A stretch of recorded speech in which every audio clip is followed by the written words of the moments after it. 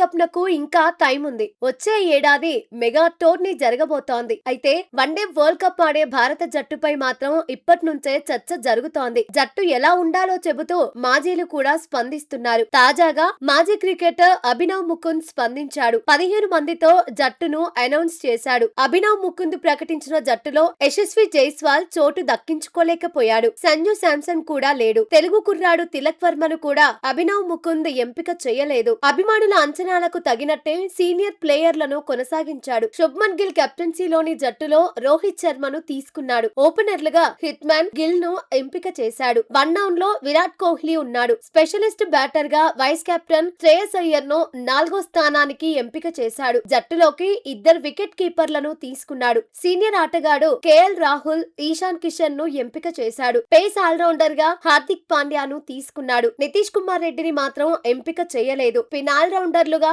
Axar Patel, Washington Sundar ఉన్నాడు. Specialist spinner గా కుల్దీప్ యాదవ్ ను జట్టులోకి తీసుకున్నాడు. పేస్ విభాగంలో జస్ప్రీత్ బుమ్రా, మహ్మద్ సిరాజ్, ప్రసిద్ధ్ కృష్ణ, హర్షిత్ రాణా ఉన్నారు. గుర్నూర్ బ్రాన్ ను కూడా అభినవ్ ముకుంద్ ఎంపిక చేశాడు. సీనియర్ బౌలర్ షమీకి మాత్రం అవకాశం ఇవ్వలేదు. Senior spin allrounder Ravindra Jadeja కూడా అభినవ్ ముకుంద్ ఎంపిక చేసిన జట్టులో లేడు. మరోవైపు రోహిత్ శర్మ, విరాట్ కోహ్లీ కెరియర్ పై మొన్నటి వరకు చర్చ జరిగింది. అయితే ఇంగ్లాండ్ తో వన్డే సిరీస్ లో ఇద్దరు సూపర్ హిట్ అయ్యారు. రిటైర్మెంట్ ఖాయమని చర్చ జరిగిన సమయంలోనే రోహిత్ సెంచరీ చేశాడు. వరుసగా 2 మ్యాచ్ల్లోనూ విరాట్ కోహ్లీ కీలక ఇన్నింగ్స్ ఆడేశాడు. దీంతో రోకోను బీసీసీఐ టచ్ చేయలేదని మాజీలు అభిప్రాయపడుతున్నారు. మొత్తంగా వన్డే వరల్డ్ కప్ లో రోకో ఆడతారని ఫ్యాన్స్ ఫిక్స్ అవుతున్నారు.